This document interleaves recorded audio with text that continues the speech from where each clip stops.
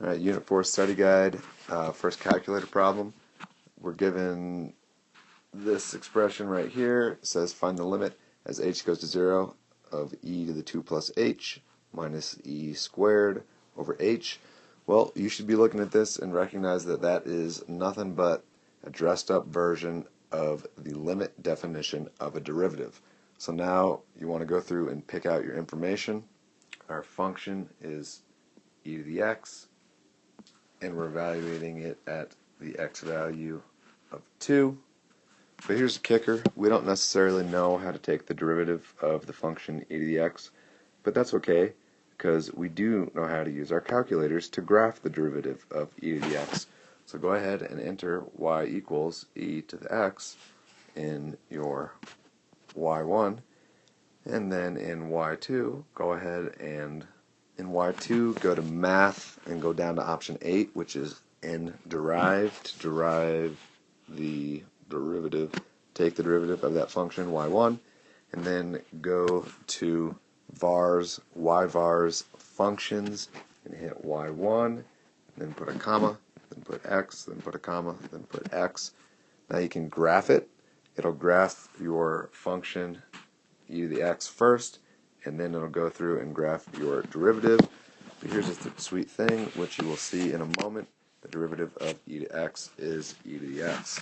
So all we need to do is find what our value is at 2, which is just going to be e squared.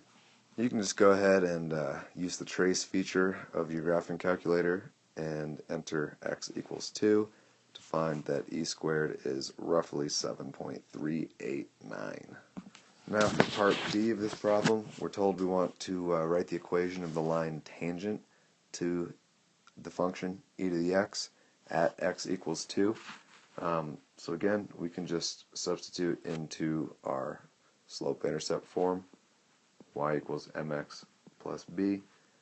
Well, we know that the slope of our function is going to be 7.389, or exactly e squared, because that is the derivative of our function at x equals 2, and the derivative of our function quite literally represents the slope of our function at that point. So we can go ahead and substitute that in, but we also know y and x, because since the tangent line is going to intersect our graph at exactly that one point where x equals 2, we already know that when x equals 2, y equals e squared. So now we're going to have e squared equals m, which is e squared, times x, which is 2, plus b.